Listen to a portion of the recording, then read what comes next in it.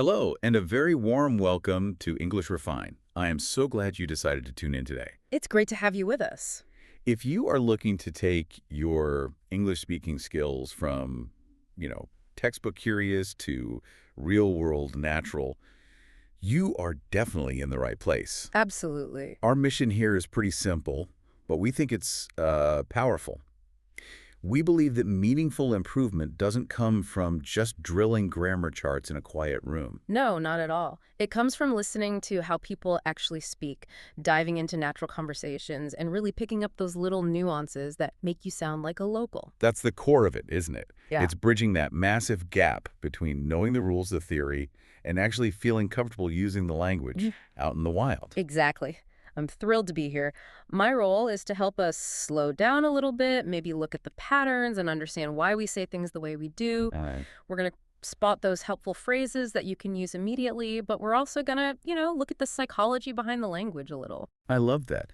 So think of us as your friends who just happen to be obsessed with language. I'm the curious one. I ask the questions because, honestly, I'm still learning every day, too.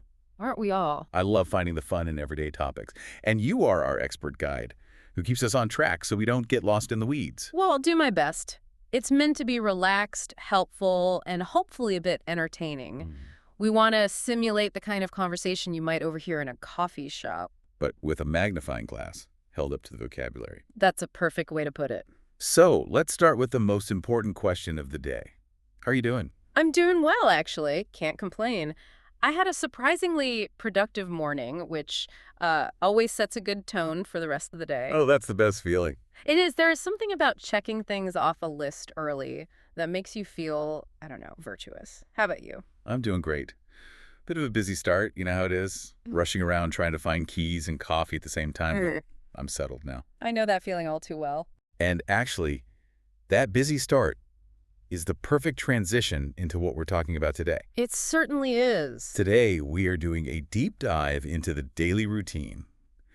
We're talking about the things we do every single day, from the moment we open our eyes to the moment we close them at night. This really is the bread and butter of conversation. I mean, whether you are an absolute beginner just starting with A1 English or you're an advanced speaker, talking about your day is something you will do constantly. All the time. It's how we connect with people, it's how we explain our lives, and it's where a lot of very specific, very useful vocabulary lives. It's funny because it seems so simple, right? I woke up, I ate. But there's so many better ways to say it. Oh, for sure. And more importantly, there's so much behavior packed into those simple sentences. Precisely.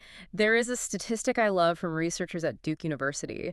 They say that about 40% of the actions we take every single day aren't actually decisions. They are habits. 40%. 40%. We aren't actively thinking, we're just running a script. That is actually a little bit terrifying when you think about it. We're on autopilot for nearly half our lives. We are, and that is why today's deep dive is so critical, because these routines are the skeleton of our lives. If you can describe your routine comfortably, describing the nuances of that autopilot state, you have the tools for endless conversations. Exactly. You can compare lives with people, you can complain about traffic, you can bond over being tired. So our mission today is to break down that 40%. We're going to walk through a full 24-hour cycle, but we're going to look at the nuance, the slang, and the psychology behind how we describe our days. We're going to take you from textbook curious to real-world natural. Okay, let's do it. Let's unpack this chronologically. Let's start right at the beginning. The sun is coming up, or maybe it isn't yet, and we are in part 1, the morning routine. The most critical part of the day, the launch pad. It really is. So help me out here. Is there a difference between waking up and getting up? Because I feel like I do one about 20 minutes before the other. You and me both. Yes, there is a distinct difference, and it's a distinction that learners often miss. Wake up refers to the biological moment your eyes open. Okay. You are no longer sleeping. Consciousness has returned. Your brain switches from delta waves to beta waves. Right. But get up implies the physical action of leaving the bed. You are vertical. You are standing up. So I can wake up at 6:30, staring at the ceiling, contemplating my existence, but not get up until 7:30. Precisely. And that gap between waking up and getting up brings us to a very relatable habit. Know where this is going. And a specific piece of technology that defines modern mornings. The enemy of productivity. The snooze button. The snooze button. We have a great idiom for this. hit the snooze button. We don't usually say press in casual conversation. We say hit. Hit. It sounds more aggressive. It implies a bit of urgency or perhaps frustration. There's a violence to it. I confess, I hit the snooze button multiple times. It's a bad habit. I know I should just jump out of bed, but it's so warm under the covers. Oh, yeah. The bed has a gravitational pull in the morning. It really does. It's very common, and there is actually a scientific term for that feeling. It's called sleep inertia. Sleep inertia, like from physics. Yes, exactly. Inertia is that concept objects at rest want to stay at rest. Sleep inertia is that groggy, heavy feeling where your brain is technically awake. But not really awake. Right. The prefrontal cortex, the part that makes smart decisions, hasn't booted up yet. That's why hitting snooze feels like a good idea at 6 a.m., but a terrible idea at 7 a.m. when you're late. That explains so much. I always feel like I'm fighting a battle against myself. You are. Now, if you are someone who wakes up full of energy immediately, the early birds, we might use the idiom, rise and shine. Rise and shine. So cheerful. It's a very enthusiastic, positive way to tell someone to wake up. It implies you should get up, rise, and project happiness, shine. If someone said rise and shine to me before I've had coffee, I might throw a pillow at them. That is a valid response. For people like us who might hit snooze, we often say we have to shake off the sleep or shake off the grogginess. Shake off the grogginess. I like that. Grogginess is that heavy, fuzzy feeling in your head, right? Exactly. It's when your brain isn't fully online yet. You might splash water on your face to help shake it off. You feel foggy. Foggy is a good word for it. Speaking of splashing water, that moves us into hygiene. We don't usually list every single detail like, I wash my left ear. No, thankfully. We group these activities. So what's a good way to say that? A great umbrella term for this is to freshen up. Freshen up. Yeah. This can mean washing your face, brushing your teeth, maybe combing your hair. It's a polite, general way to say you are making yourself presentable. I'm just going to go freshen up. It sounds very civilized. It does. And then comes the wardrobe battle. Getting dressed. Here we have some really useful phrasal verbs. We usually say, put on clothes. I put on my shirt. I put on my shoes. But if you are in a rush, maybe, because you succumb to sleep inertia and hit that snooze button too many times, which happens, you might say you threw on some clothes. Threw on. That paints a picture. It's like, I didn't carefully select this outfit. I just grabbed the nearest thing and threw it on my body. Exactly. It implies speed and a lack of formality. I threw on a jacket and ran out. I do a lot of throwing on in the mornings. And there's also the concept of decision fatigue here. Some people prepare their clothes the night before to avoid having to make choices when they are still groggy. That is smart. Yeah. I am not that smart, which is why I often end up wearing mismatched socks. A fashion statement. Let's call it that. Okay, we're dressed. We're relatively fresh. Now we need fuel. Breakfast. The most important meal, they say. Now, there is a very common mistake learners make here.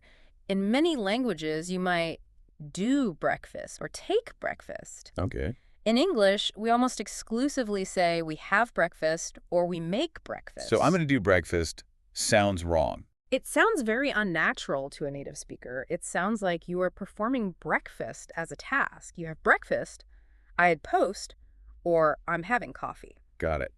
And speaking of coffee, that is essential for me. I need to perk up. Perk up is a great phrasal verb. It means to become more lively or cheerful. Coffee helps you perk up. It stimulates the system. It really does. And in terms of what we eat, it varies, doesn't it? Definitely. I'm usually in a rush, so I just grab something, a banana, piece of toast. Oh. Just looking to fuel up. Fuel up. I like that. It's a nice mechanical metaphor, like putting gas in a car. Totally.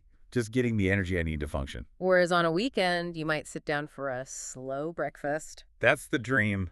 Yeah. Pancakes, eggs, reading the news. But on a Tuesday, I'm grabbing a granola bar. And then it's time to leave. The departure. Again, phrasal verbs are your friend here. You can say leave the house, which is perfectly correct. But a bit. Plain. A little.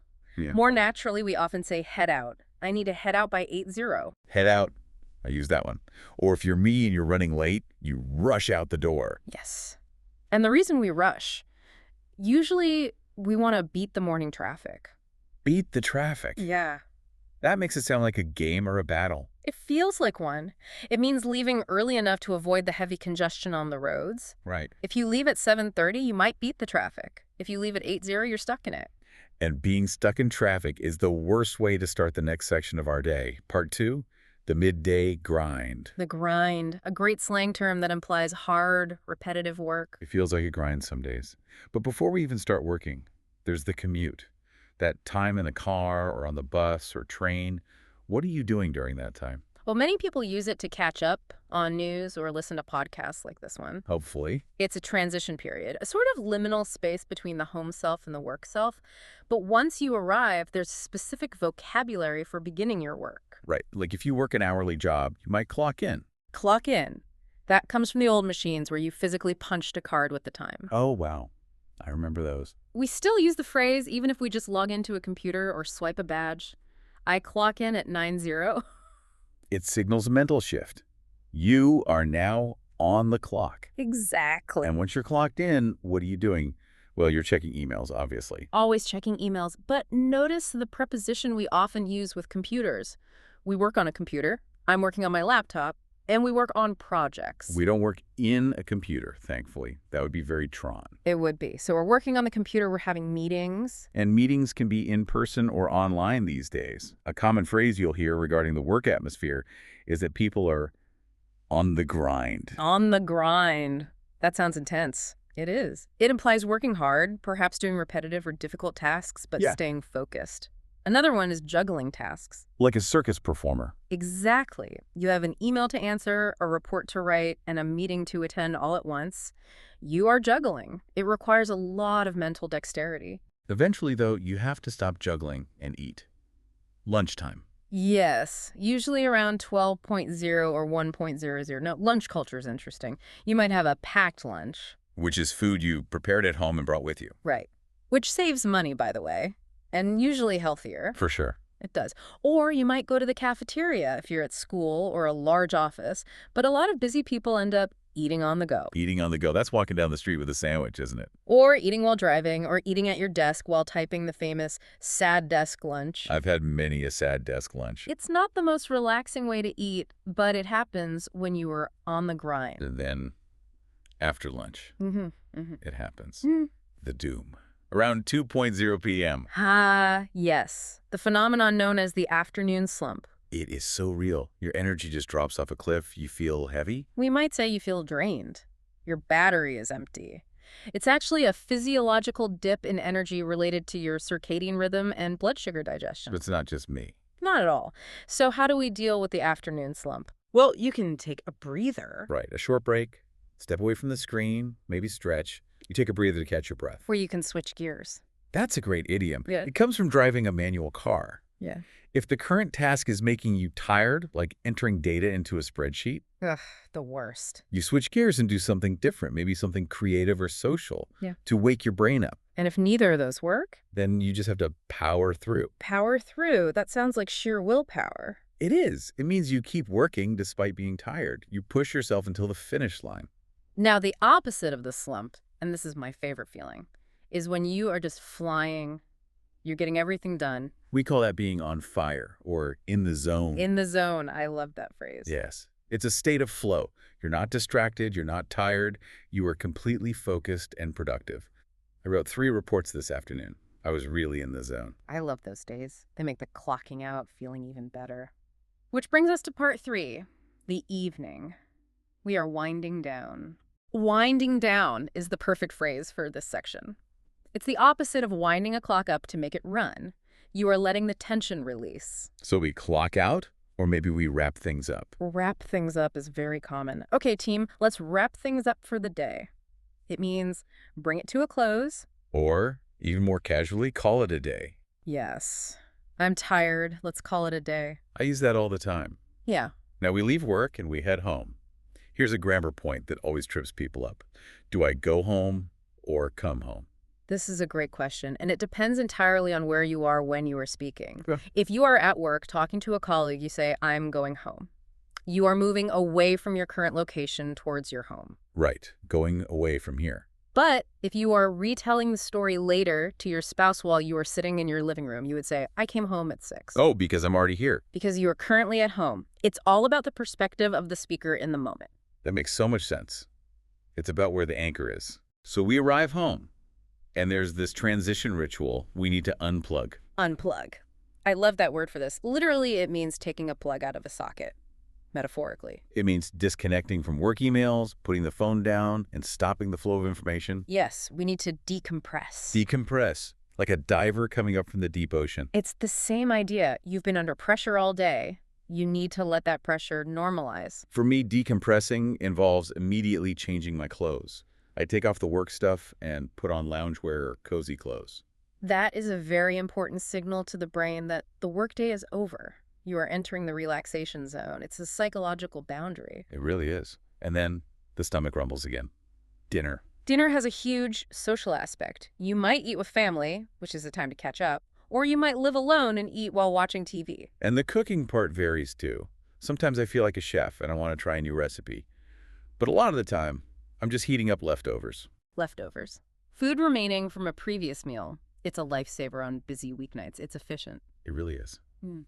But sadly, even after leftovers, there is the chore that nobody loves. Washing the dishes. Or doing the dishes. Both work. It's the necessary cleanup. But once that is done, you truly have your evening. That leads us to part 4, nighttime. This is relaxation and sleep. This is leisure time. You might catch up on shows. Catch up on shows. That implies you missed some episodes and you need to watch them to be current. Right. It's about cultural currency, knowing what everyone else is talking about. Or you might veg out. Veg out. I assume this comes from vegetable. It does. It basically means to be as inactive as a vegetable. I love that. You sit on the couch, maybe watch TV, and do absolutely nothing requiring mental effort. It's very relaxing. It's the opposite of being on the grind. I'm just going to veg out tonight. I love it. But eventually we have to prepare for sleep, the bedtime routine. We're back to hygiene, brushing teeth, washing face. But many people also include reflection here. Journaling is popular. Oh, yeah. Or practicing gratitude. Thinking of 3 good things that happened. That's a nice way to end the day. And then we get into bed. But wait, there's a distinction here too. Go to bed versus go to sleep. Huge difference. You can go to bed at 10:00 p.m., meaning you get under the covers. But you might not be sleeping. Not at all. You might read for an hour or scroll on your phone, which we shouldn't do, and not actually go to sleep until 11 p.m. Go to sleep is the moment consciousness ends. Yes. And we have some great idioms for this. You can hit the hay. Old-fashioned, but fun. It comes from when mattresses were literally stuffed with hay. Right? Exactly. Or catch some Z's. You know, the letter Z representing snoring in cartoons. I'm going to go catch some Z's. Nice. Or turn in. I'm going to turn in for the night. Very classic. Now, there is a concept I've been reading about called revenge bedtime procrastination. Have you heard of this? Oh, absolutely. This is when you stay up late, even though you are tired because you feel like you didn't have enough free time during the day. Yes. You are taking revenge on the daytime by stealing hours from the night. It's a very modern problem. We are so busy on the grind that the only time we feel free is at midnight. But then the next morning, the sleep inertia is terrible. It's a vicious cycle. Speaking of cycles, are you a night owl or an early bird? Ooh, good question. I am definitely an early bird. I love the quiet of the morning. Rise and shine applies to me. I feel my most creative before 9:00 a.m. What about you? Total night owl. My brain wakes up at 10:00 p.m., which is why I hit the snooze button in the morning. It often is. These are called chronotypes, and they are actually partly genetic. It's hard to change them. That makes me feel better about my snooze button habit. Okay, we've walked through the whole day, but I want to pause and spotlight some of the grammar we've been using because you've mentioned some patterns. Yes, let's do it. A little teaching element. So the present simple versus the present continuous. Right. So for routines, things that happen every day or generally, we use the present simple. I wake up at 7, I take the bus, I eat lunch at noon. It's a fact about your life. It is permanent or semi-permanent. Exactly. Okay. But if I say, I am drinking coffee. That is present continuous. It's happening right now, Yeah. in this exact moment. Or, and this is where it gets interesting, it can be used for a temporary situation. Okay. For example, I usually drive to work. That's a simple habit. But my car is broken, so I'm taking the bus this week. Continuous because it's temporary. You got it. That's a great distinction. Like, I work in marketing is my career versus I am working on a specific project is just for now. Exactly. Using the continuous tense for a routine implies that it might change soon. I'm living in London sounds more temporary than I live in London. That's a great tip. What about talking about the past? We mentioned this with habits that changed. We use the phrase used to. This is so powerful for this topic. I used to skip breakfast, but now I eat it. Right. It tells the listener that this was a habit in the past, but it is not true anymore. I used to be a night owl, but now I have kids. Perfect example. Used to does a lot of work in a sentence. It sets up a contrast between past and present immediately. And let's do a quick-fire vocabulary review. If you had to pick 3 phrases from today that you want our listeners to remember, phrases that will make them sound less like a textbook and more like a native speaker, what would they be? Okay, tough choice, but I'll go with these. Number 1, rise and shine.